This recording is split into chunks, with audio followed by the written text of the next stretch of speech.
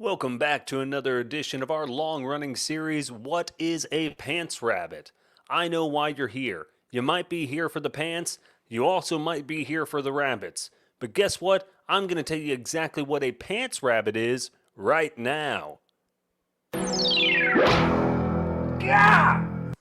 Every time we try to do this, we have this little slight delay. It's this computer over here. Oh, and it works perfectly. Works perfectly the second time I do it. Every time it works perfectly the second time.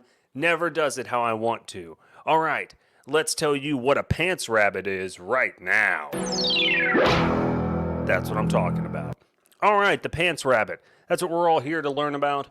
I had never heard the term till recently, or if I had, I did not know what it meant. So when I heard the term pants rabbit, I said, I got to get to the bottom of that because I want to be able to use the term pants rabbit in my daily life. A lot of that is what I'm doing here.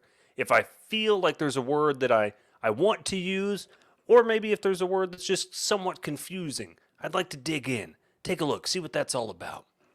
All right, so we start with pants rabbit. Apparently, according to the Oxford English Dictionary here, this word was first spotted around the year 1917.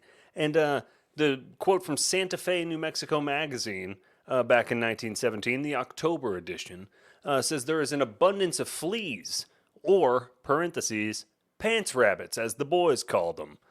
Okay? So all we have so far is that it's body lice in 1917. Doesn't specify where this body lice hangs out. Let's keep going. 1918, they called the things, quote, pants rabbits and seam squirrels. Seam squirrels, a term I'm not familiar with. I don't know anything about seam squirrels. Interesting. I might have to dig into them more. Seems synonymous with pants rabbits. All right, let's move on to the 90s. And I can tell you there's some other mentions that existed in between there. But I'm just going to go right along with Oxford English Dictionary right now. Okay, 1994. From the Daily Mail. An interesting publication. I've read a lot of stuff from the Daily Mail. They print a lot of fluff, a lot of trash, a lot of unsubstantiated reports, but they also do put bullet points at the top and lots of pictures. So, is what it is. I don't hate them. 1994. I would be suddenly overwhelmed by an uncontrollable desire to thrust both hands down the front of my trousers and make like I had a bad case of Arkansas pants rabbits. Okay, now I am confused because this sounds like a British person wrote it. So they mentioned trousers. In the 90s, I don't know how many Americans referred to it as trousers or referred to pants as trousers, but you never know. Anyway, and then the Arkansas. This is the only time I'd seen the mention of Arkansas pants rabbits. So it's like a specific breed, again, of body lice, is all that's willing to be said by, this is Oxford English Dictionary. I guess they just don't get too vulgar because they're just going to say body lice. So let's move over to Of Mice and Men. So this was released in, I believe, 1937. And let's just look for the old pants rabbit here. Where are you, pants rabbit? Okay, perfect. So in Of Mice and Men, written by John Steinbeck, released in 1937. So in between our 1918 and 1994 here, we get a little bit more detail. So apparently, George, the character in Of Mice and Men, I believe played by Gary Sinise, I'm not mistaken, in the film there, reads the line, "What the hell kind of bed you giving us anyways? We don't want no pants rabbits."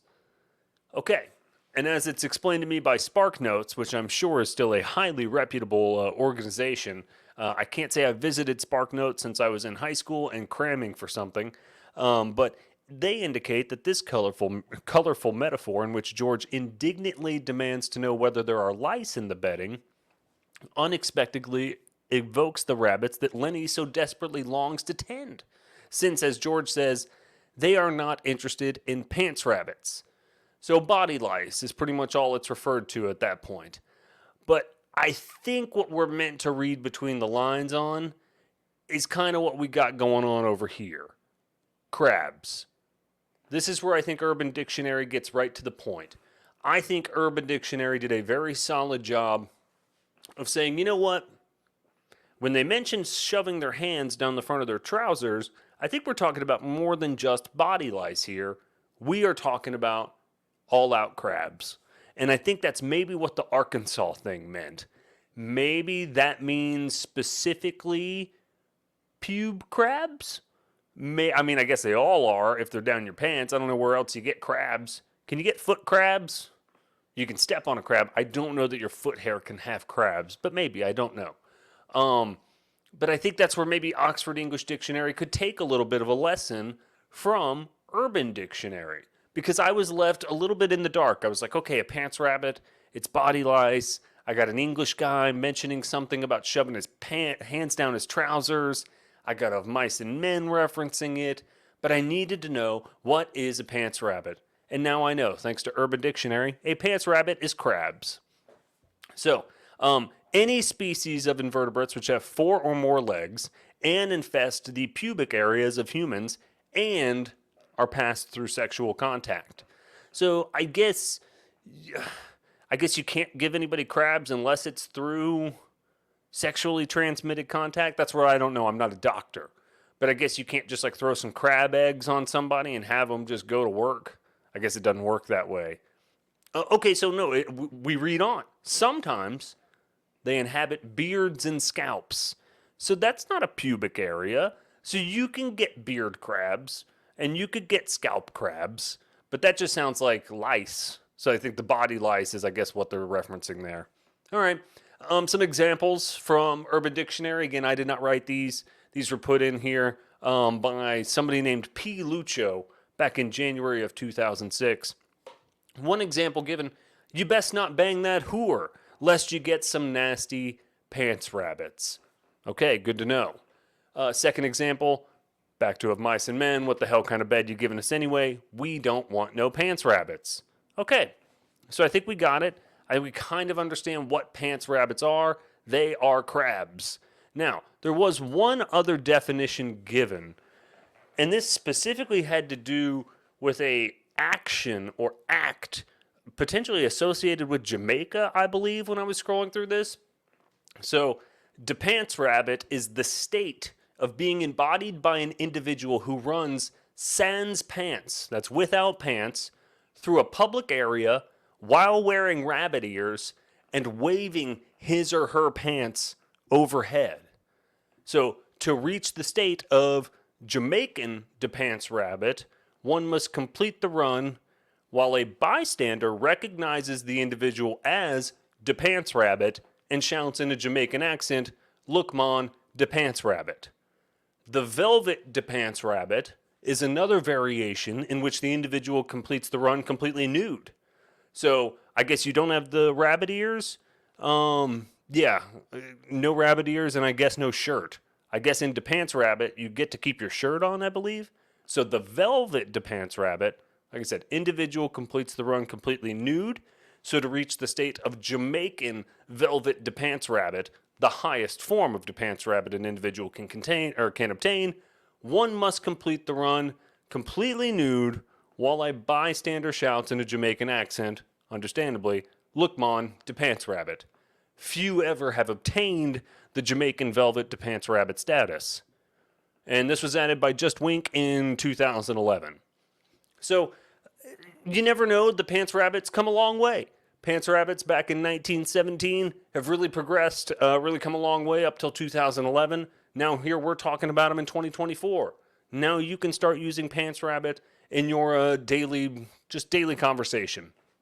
And so one example of that would be like one of my favorite quotes from Mrs. Doubtfire, when Robin Williams, while disguised as Mrs. Doubtfire, is talking to Pierce Brosnan, and he says, or she, it's a weird movie now.